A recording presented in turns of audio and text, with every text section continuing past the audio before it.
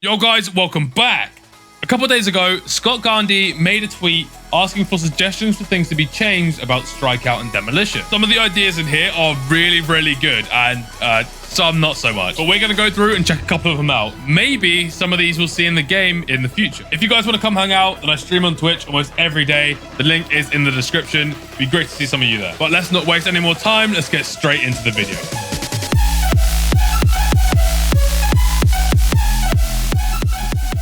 All right, so this is the tweet.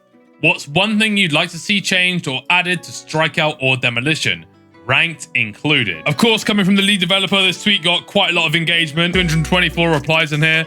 Definitely not going to go through all of them, but let's just have a look at the top few and just see what's going on. So the first one here is Griffin256. He's got a couple of different suggestions for us to look at. Some of these I think would be great. Some of them, not so much. Let's have a little look. So the first idea is a true draft phase for rank. I'm not entirely sure what this is, to be honest. I think this is just a ban phase, but the second one is pretty interesting. The ability to see who the other team was selecting for Demolition, so you could choose counters based off team comp. I actually don't think this would work well in the game. What it might end up being is a situation where no one's picked by the final few seconds and everyone picks right at the end to avoid this happening, where people soft lock players like Glitch to stop others from choosing Trench, Anvil, etc. One thing I will say is before you get into a game, if you hold tab or open the scoreboard, you can see who you're playing against before the game starts.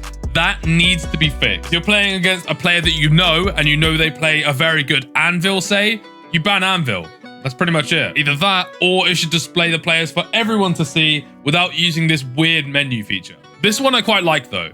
Map vote or ban system for all game modes. I think it makes sense. If you're a team that really likes to do some flanking, then you can ban maps that don't have good flanking routes. I will say with the current amount of maps in the game, it may not be feasible to do this, but maybe this is something we'll see in the future. Also, I don't think we'll ever play Glacier again, which is maybe a good thing, actually. I just wanted to mention as well, another person pointed out that map voting would be a good idea because they didn't want to play Glacier, and Scott Gandhi actually said that Glacier is no longer in rotation for ranked with our July release. So just want to let you guys know that as well. And then finally, he said the ability to share economy since the monetary assist value is being nerfed. I think it'd be a good idea for something to test. Whether it would work in game will completely depend on whether it's OP to give one player all the money early rounds, etc. I think it would be kind of wild for 3 other players to give a Mac an extra 1,000. He just buys his gun first round. That's going to be kind of nuts. I think ability to share economy might be a really good perk or passive for a future rogue. But yeah, some pretty interesting suggestions. Second suggestion here comes from David Sawero, and there's a few pretty good ideas in here. Number 1, ranked matchmaking, placing players by rank. Gold with against gold, silver, rogue, etc. Theoretically, that's what it should be now, but yes, I definitely agree with this. Number 2, less time for rogue select and ban select. I actually think this is a really good idea as well. If both teams take their time with their ban select, then that's an extra 2 minutes onto your game time. That's quite a lot. With that and rogue select every game, it definitely does add a lot of time onto your total game time. Point number 3 is distributing progression points by game rank.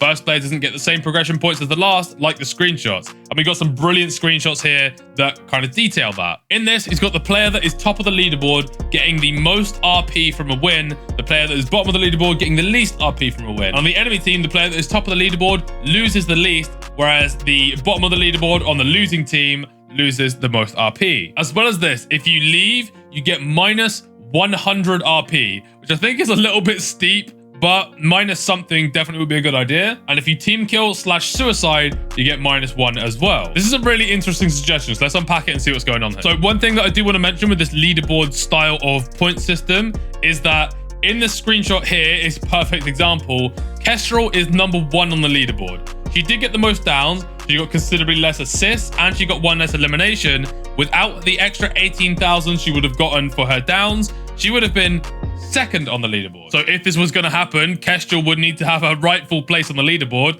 and not get an extra 1,000 points for her kills. But also this may scare players away from rogues like Trench, Anvil, and Vi. They're not supposed to be getting crazy high kills like a Kestrel would. They're supposed to be using util to slow down enemies, stop them from pushing, and that can win rounds on its own. But stopping an enemy from pushing doesn't get you any points on the leaderboard. Perhaps a system where if you get over a certain amount of points, you win more RP and lose less. And if you get under a certain amount of points, you lose more and win less RP. That might make sense. But in doing so, it would have to be score per round, and Kestrel would have to be fixed on the leaderboard as well. So the idea that leavers lose 100 RP is a good idea, but 100 is super steep. You would have to play 4 games at the top of the leaderboard to get that back. Maybe something like an additional 15 or 20 on top of the amount for their loss. And this team kill / suicide is a very interesting idea as well. In some situations, it is a better idea to jump off the map than it is to take a 1v4 and give the opportunity for an enemy to get a gun next round. Not many players utilize this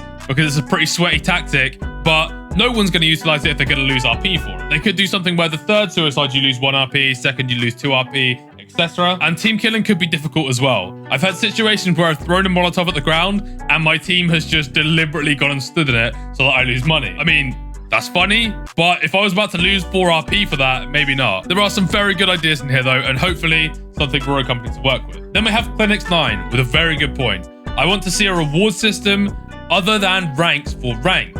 For example, reaching a certain rank would reward you with a weapon wrap, etc. Just something exciting that players can look forward to and that adds more incentive to play ranked. I think this is a fantastic idea. Apex Legends had this, where you get a badge on your profile or your drop trail changes, and it means that people really want to grind ranked, because then you have something to show for it other than a banner, a different kind of weapon wrap depending on your rank, a different tier of emote depending on your rank, or even just steal it from Apex Legends, have different drop trails. This is an absolutely brilliant suggestion and I really want to see this in game. Stop changing stuff, I beg of you. I can see why you would say that, but there's absolutely no chance. This is another massive suggestion that I really want to see in the game.